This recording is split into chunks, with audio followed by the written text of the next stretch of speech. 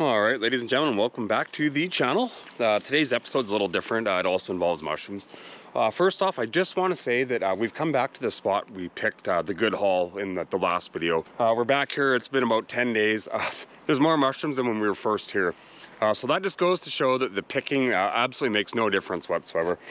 This day here is going to be one of our best yet. But in this video, it's not all about picking. It's going to have more to do with what do you do with the mushrooms when you get them home. So we're going to talk about cleaning. We're going to talk about dehydrating. We're going to talk about dry sautéing. We're going to talk about a whole bunch of different things in regards to chanterelle mushrooms and how to preserve them for the off season. I'm joined again here today with my friend Rob. We're having an absolutely amazing day. Another thing I should say is that the further we get out here in the season, you start to see a lot of different types of mushrooms. So we're really seeing a very diverse amount of mushrooms here today. Just another little bonus extra kind of tip for you new pickers. If you find a spot that has like a ton of mushrooms, sometimes it's a lot easier if you have 5-gallon buckets. You have one for your clean, ready to go home mushrooms. Sometimes it's better to just set your stuff down, take your second bucket, go around, just pick a whole bunch of mushrooms, put them in the bucket, come back, and you can sit down in the sun and enjoy your time just cleaning your mushrooms for the way home.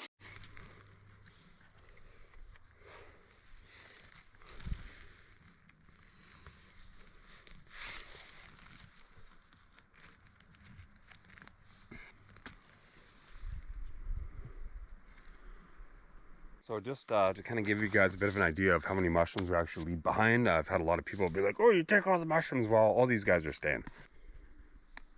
And there are lots of them.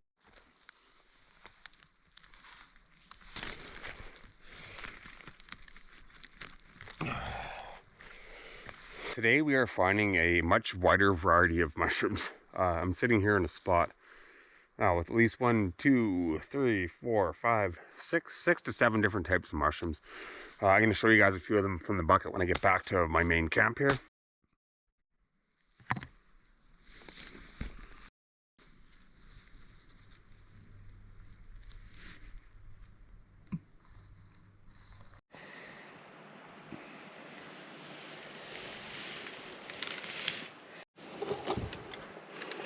Alright, so that's like a couple minutes there. I'm just going to dump them all out. I found a bunch. I'm going to show you guys some of the different mushrooms that are out here.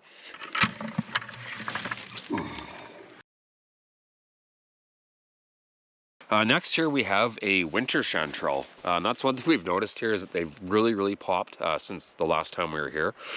They're also called yellowfoot. This is a pretty good example. I have never eaten one. They look kind of weird.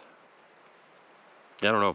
What are your guys' thoughts on yellowfoots? Leave it in the comments. This guy here is a really cool mushroom. It's what's known as an admiral bolete by its undersided sponginess, its purple color. They can quite easily be confused with a very similar mushroom known as the Zeller's bolete. People eat these things. I don't think it looks that good, but... Alright, we have another 2 mushrooms here I am completely unsure of. So I'm going to have a look at this guy. I don't know what it is. It's very strange looking. Struck me as unusual. So that one. And there's this other one here. It's actually red. That looks like something you would probably not want to eat. Well, it was a nice sunny day. All of a sudden it just let loose. Got dark in an instant. It's pouring rain. It's hailing! Dude, it's hailing! Alright, I'm getting snowed on now. So that just goes to show the season is limited.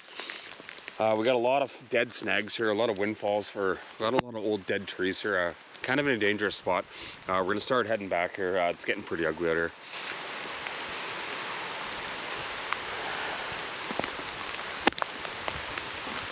Just went from 0 to 100 in 2.2.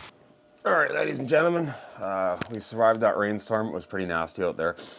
We're back at the house now. Normally I would do this type of thing outside, but we're in the what's called an atmospheric river weather system right now. It's just absolutely pouring rain. We're looking at about 100 to 200 milliliters of rain, which is a lot. So today I'm going to be demonstrating these techniques indoors. The first thing is we've gotten home from the field. I've given the mushrooms a chance to sort of dry out a little bit in a paper bag overnight. So the next thing we really want to do is make sure we fully clean these mushrooms. I mean, they don't have to be perfect. Let's get the pine needles off at least. We can also kind of sort through them and kind of grade what type of mushrooms we have. Because we're going to be talking in this video about 3 methods of preservation. The first is going to be dry saute. The second method is going to be dehydration. And the third method we're going to look at is pickling, which is actually new to me, but we're going to give it a go. It looks fairly straightforward. So as I'm going through and cleaning these mushrooms, I'm doing a number of things. First off, I am double checking, or actually probably triple checking by this point, that these are actually chanterelles. There's not really a whole lot of lookalikes in the field, but it's definitely a good idea to just make sure that you've, at least double checked your mushrooms. So the tools I typically use at this stage, I got a paintbrush. It's never had paint on it, obviously. And I just have my trusty knife. So as I'm cleaning these guys, I'm just going to grab the brush, grab the mushroom, and just kind of get those pine needles off. This, once again, really boils down to how well you clean them in the field. You could be stuck here literally for hours doing this if you get a good haul. We're looking for mold on the underside of the mushroom. This one here has seen better days, but it's still definitely edible. It's still a perfectly good mushroom.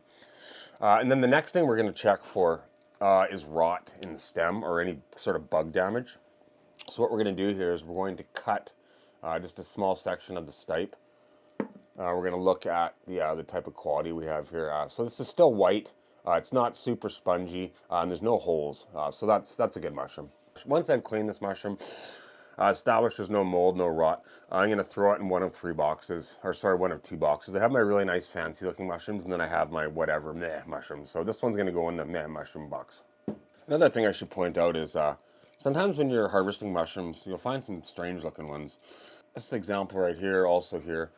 This is a condition what's known as rose comb. And you can see that the mushroom has a bunch of kind of weird looking growths on it.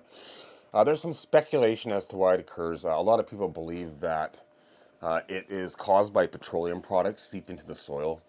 I, for one, do not believe that theory whatsoever. I've been on islands accessible by float plane in the middle of nowhere that have had very little logging activity, if not none. No roads, no nothing, and I've found them all over the place. Another thing to note, they're perfectly fine to eat. You're not going to turn into a mutant or end up at the hospital or anything like that, so good to know. Another quick thing I forgot to mention, when I'm done actually cutting up all these mushrooms and getting rid of the bad pieces, the bad mushrooms, I actually use them in my composter and I use them as fertilizer.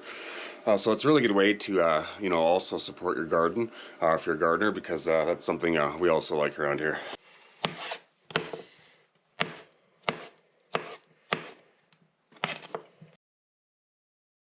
Step number 1, we're going to heat up a frying pan to like medium-high, somewhere in that range. Cast iron works really good, but today I'm just using a traditional pan. I've already preheated the pan, got my mushrooms already cut up. So first thing I do is toss these guys in there. Should be start making a nice sizzle. So basically what we're doing here in this process is we're going to draw all the water out of these mushrooms. And you'll notice that we're not putting any seasonings, no butter, nothing. The only thing we're going to add at this step is a little bit of salt. What that salt will do is help to fully extract the moisture from the mushroom. Stir that up a little bit. You're going to be really surprised here at just how much water comes out of these mushrooms. If I had to guess, I'd say it's probably somewhere in the vicinity of 60 to 70% of their weight is water. So you can see here after just like less than a few minutes, not even a minute or two, there's a huge pool of water in there. So we've got to get all that off. We've got to boil all that water off. All right, that took maybe 5 minutes. You can see here that most of the water's gone. All right, so step number 2, we're going to add some butter. Typically, I've actually made a mixture here with has butter and garlic in it already. It just makes the process a little easier and helps everything to cook a little more evenly. So we're going to throw in a fair bit of butter. And the reason why we're throwing in butter is because when we're finished cooking these mushrooms, we're going to vacuum seal them. The butter really helps to fight against freezer burn. So it definitely allows the mushrooms to live a lot longer in the freezer. Oh, it's starting to smell good already. All right, so we're going to get that butter mixed up into there. I can turn the heat down a little bit at this point. Now we're going to hit it with a little bit more salt. Oh. Some fresh ground pepper. Some homegrown fresh thyme sprigs. Oh, not fresh, they've been dried, but.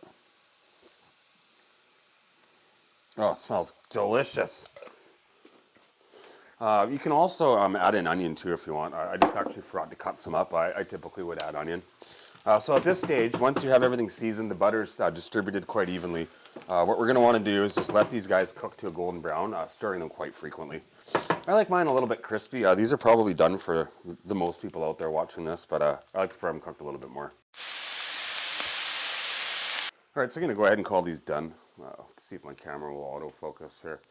I got that nice golden brown. They smell just absolutely delicious. Cooked just the way that I like them. This is my preferred method for preservation. You get about a year of shelf life in the freezer, as long as you vacuum seal it properly. So let's move on to that now. These mushrooms are done. All right, so we got the mushrooms off the fire, off the stove. Another good little trick here that's going to really help you with the vacuum sealing process is you don't want to throw these in the bag right now. So what we're going to do is we're just going to leave them in this bowl. We're going to put them in the freezer or even the fridge for 15 to 20 minutes. And what it's going to do is it's going to cool it down and really help that vacuum sealer get an excellent seal. So let's put these in the fridge. So you basically end up with a product that looks something like this. So you can basically put these in the freezer. You could have a whole bunch of them. I've done them in portion size. I'm a single guy. I live by myself. So for me, this is the perfect size. If I'm having steak dinner or anything, I just want some mushrooms, it's super easy to just pull out a bag. And as long as you have food grade bags, what you can actually do is boil this in water on your stove. So you're not losing any of the flavor in this bag. This is definitely my preferred method of preserving chanterelles. All right, so method number 2. This is probably my least preferred method, dehydrating. So essentially what you're gonna do is you're gonna cut the mushrooms into chunks, throw them in your dehydrator for a certain amount of time.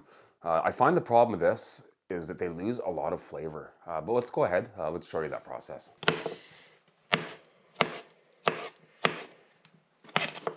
All right, I'm just doing a small batch just to kind of demonstrate the process.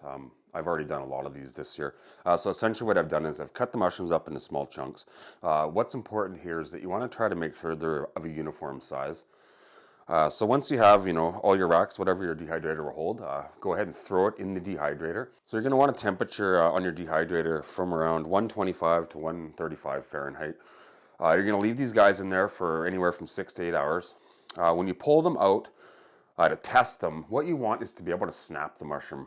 So if it snaps in half, you're at the right point. And that's why it's important to cut them uniform, because you want them to dry at the same rate. Let's go ahead and fire these guys into the dehydrator.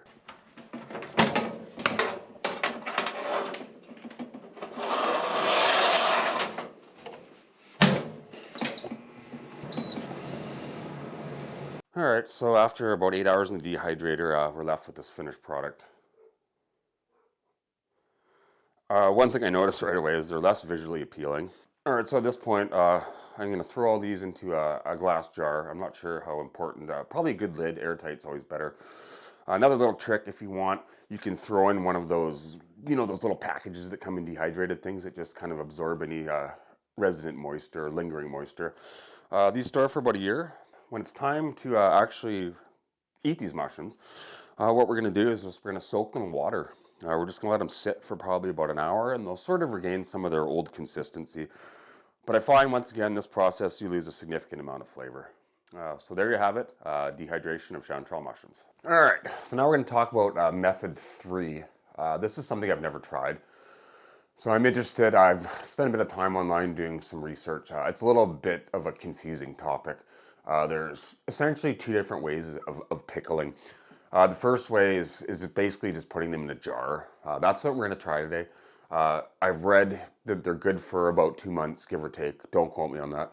And then there's the more advanced method, which of course would be pressure canning or pressure cooking.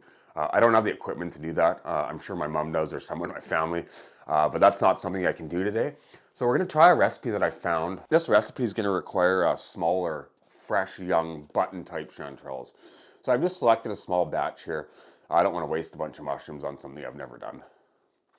The reason why we want to use these smaller chanterelles is because they'll just pickle more uniformly. All right, so I've added the mushrooms to the pot. We're going to add in a bit of seasonings here. All right, so once again, whole mushrooms, first ingredient, we're going to put in a bit of salt. All right, so in terms of seasoning, we're going to use a little bit of chili powder. This is some stuff that we've actually produced ourselves from our garden.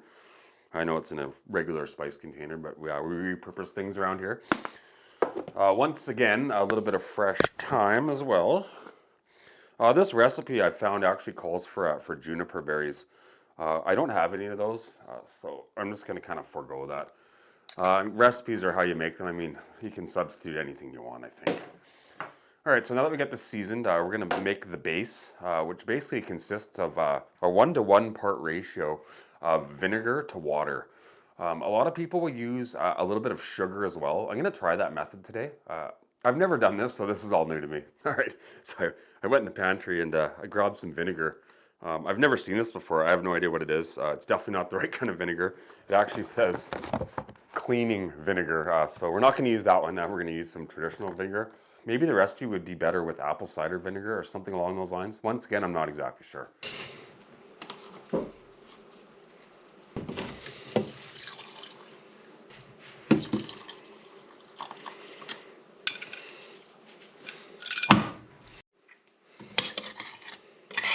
So I've created the kind of base with the vinegar and the water. It's got a pretty interesting smell to it.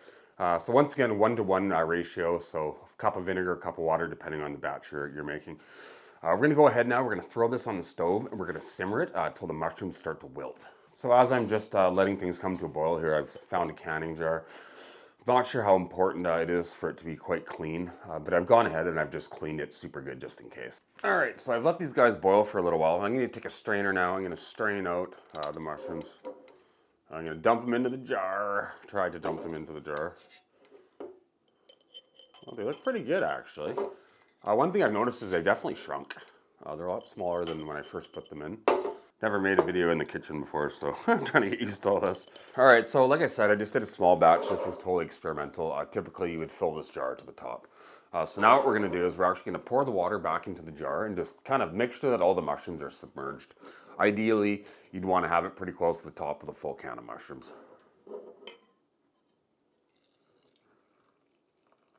All right, so I let these guys cool down.